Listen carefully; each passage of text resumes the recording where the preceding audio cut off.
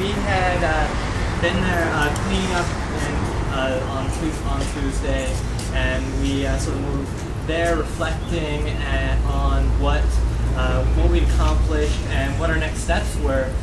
So there was a good group of us there at around midnight or so, and we were having good conversation and dialogues that went on for a couple hours. And then around 2 or so, there was around like 6 of us left, and we decided to order a pizza because it's been a long day and we were hungry. So we decided to do that, and pizza arrived and we ate. And then it was around 3:30 or so, and we decided to disperse. So myself and William were the last two there, and we were about to leave actually when I saw the officer here on the north side of the mall, and I decided to film it because I thought there should be some sort of documentation as to what went down, since there was no sort of press or any sort of witnesses there. And so I proceeded to cross L Street and head towards their police, and I filmed. Then they asked me to leave, and so I then moved to the south side of L Street, which they then proceeded and arrested. The underlying question of the whole thing is, what did you violate? It says no curfew, and he said the eviction notice states specifically for equipment only. We talked to the police officer, Vashon, when he had the dumpster there, and William is there as my witness. We said, are we still allowed to be here? He said yes. They were not removing people. There's no curfew on that mall. We could still stand there respectively and protest. And that's obviously a lie. He's also quoted in the as saying that he would not come in with, and remove us with force.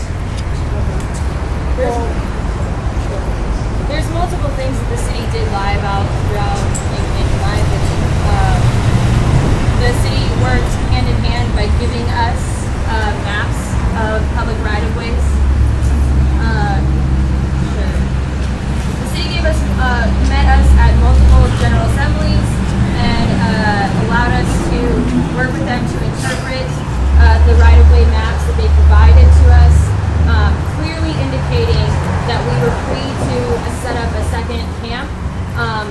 They were quoted saying that we broke 11 ordinances with our second camp, yet in this press conference, he clearly stated that there was a gap in the law, that there was nothing they could do about tents in public spaces, yet they still issued us an eviction notice to that camp. You can't have it both ways. Either there's 11 ordinances or there's not. I'd really like to see those produced.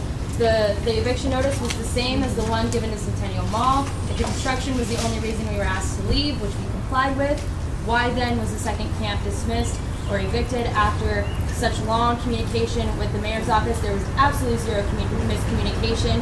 His chief of staff was at multiple GAs, specifically 1 month straight. He was at one every single week to communicate with us exactly what we could and could not do. Mr. Lynn Johnson was also there to clarify what is a public right-of-way and what is not a public right-of-way.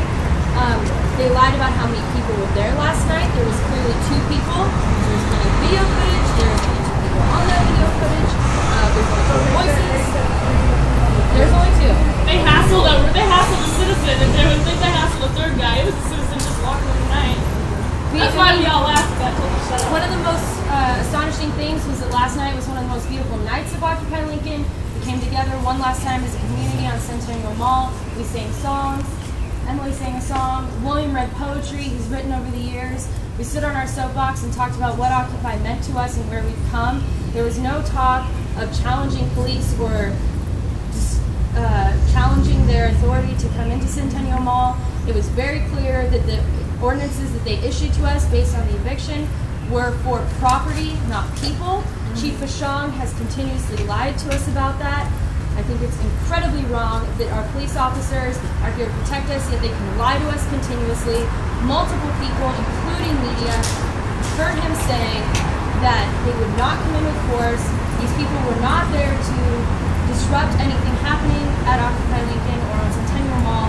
They were merely wrapping up a long day of cleaning up the mall and enjoying what we had for 6 months. And that's another thing. We were not there for 8 months. We were there for 6.5 months. 202 days today. We were there 1201. So 202 days. Let's calculate that. Proceed.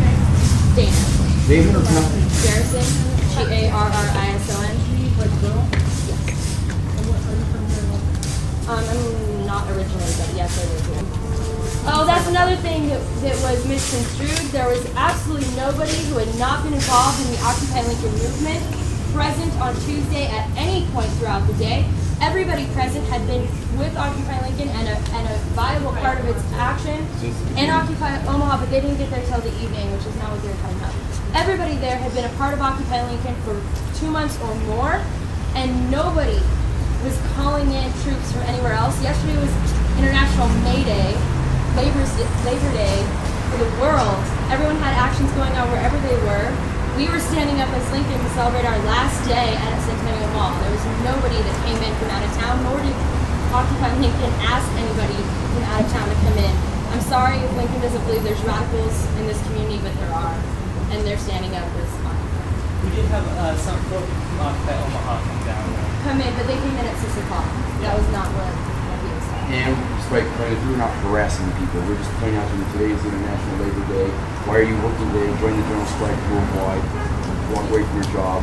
Occupy has a lot of things we're working on. Occupy education, Occupy the food supply. We're trying to address all these issues that affect our lives. So the camp was only a small part of us. To give it up, we still have this whole other body operating inside Lincoln. So he did mention that we need to move on to bigger and better things and get away from the camp. We're there. We've been there. We've been doing it. We've got a website and a Facebook page, and so we are moving on. And there was no reason for us to start an army against them for some tents.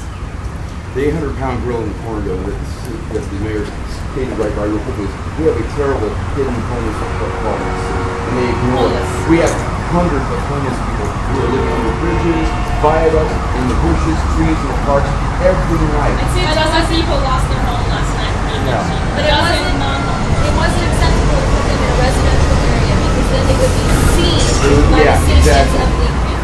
They would become visible. Because if you walk around town Lincoln late night after bars close, start looking at the alleys and the doorways, you see them sleeping there. You see them sleeping in the bushes along the parkways. You see them under the bridges and the walkways. We just had a person shot underneath the pedestrian overpass on 27th Street for sleeping.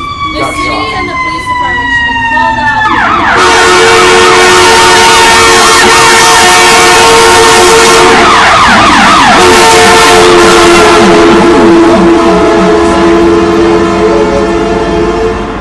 The city and the police department should be called out for the lies that they continue to speak even today, whether it be a misunderstanding about how long Occupy Lincoln occupied Centennial Mall, or the number of people present last night, or the action that they took, or even what happened earlier in the day or prior to that.